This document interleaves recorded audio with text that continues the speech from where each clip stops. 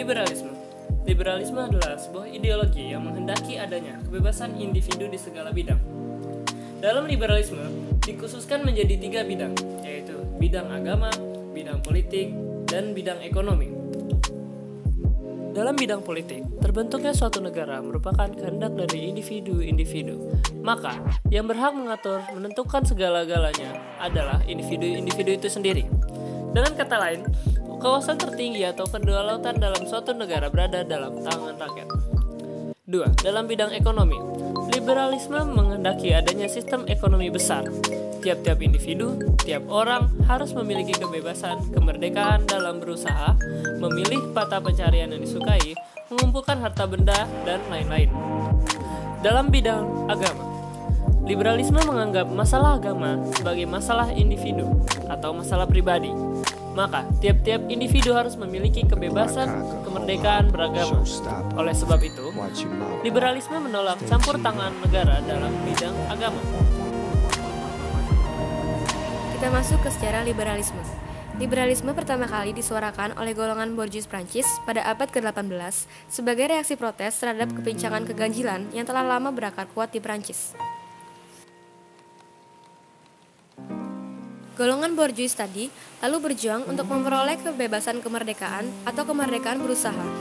Jadi, kebebasan kemerdekaan adalah bidang ekonomi, karena sejak adanya kobertisme, yaitu pada abad ke-17, pemerintah Prancis terlalu banyak mencampuri masalah kebebasan ekonomi perdagangan, sehingga sangat mengekang kebebasan kemerdekaan berusaha.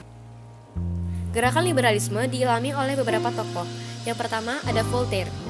Ia adalah penganut rasionalisme yang banyak sekali menyatakan kritikan atau kecaman terhadap kepincangan dan keganjilan yang terdapat di Prancis. Yang kedua adalah sosialisme. Secara etimologis, sosialisme berasal dari kata Latin yaitu socius, yang berarti sahabat atau teman.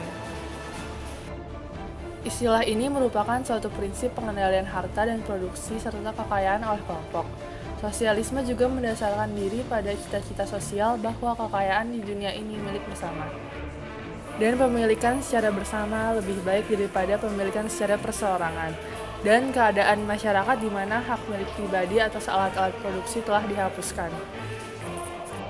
Dalam sejarahnya, sosialisme berawal dari revolusi industri yang menciptakan kesenjangan dan ketidakadilan baru dalam masyarakat. Menurut Etienne Cabet dan Robert Owen, paham liberalisme bertentangan dengan apa yang diperjuangkannya sejak awal, yaitu kebebasan dan kesetaraan. Pernyataan itu mendorong pemikir-pemikir tersebut merumuskan sebuah tata ekonomi politik baru, yaitu sosialisme. Liberalisme menekankan hak kebebasan individu, sedangkan sosialisme menekankan hak kebebasan komunitas. Konsekuensinya, sosialisme menghapus hak milik pribadi atas sarana-sarana produksi, seperti tanah, pabrik, dan alat-alat produksi, dan berbagai macam sumber daya termasuk tenaga kerja dan menjadikannya milik bersama masyarakat.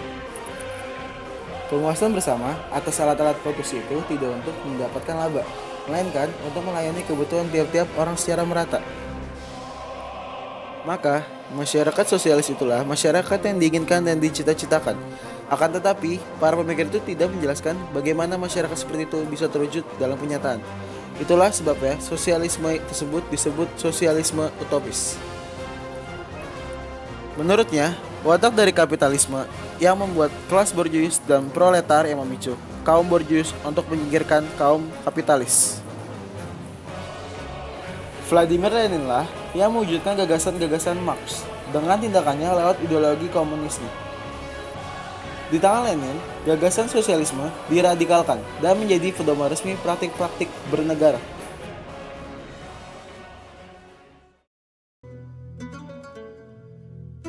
Berbeda dengan paham besar yang telah dijelaskan sebelumnya seperti liberalisme dan sosialisme, berkembang pula paham besar yang berasal bukan dari Barat atau Eropa, melainkan dari Timur Tengah yang dikenal sebagai gerakan Pan-Islamisme. Gerakan ini bersumber pada pemikiran Jamaluddin Al-Afghani yang kemudian diikuti Muhammad Abduh pada awal abad ke-20. Inti gerakan Pan-Islamisme ini adalah bahwa Islam lemah menghadapi dominasi Eropa karena umatnya menyimpang dari ajaran sejati. Maka untuk menghadapi kekuatan Barat serta mencegah kemerosotan moral, Orang-orang Islam haruslah berpedoman hukum utama, yaitu hukum Islam dengan Al-Quran dan hadis yang menjadi pegangan utama dalam kehidupan berbangsa dan bernegara. Gerakan pan-islamisme ini banyak mempengaruhi rasa nasionalisme untuk memperoleh kemerdekaan di banyak wilayah Islam seperti Turki, Mesir, India, hingga ke Indonesia. Pemikiran Afghani ini kelak mengilhami gerakan Ikhwanul Muslimin di Mesir sampai sekarang ini.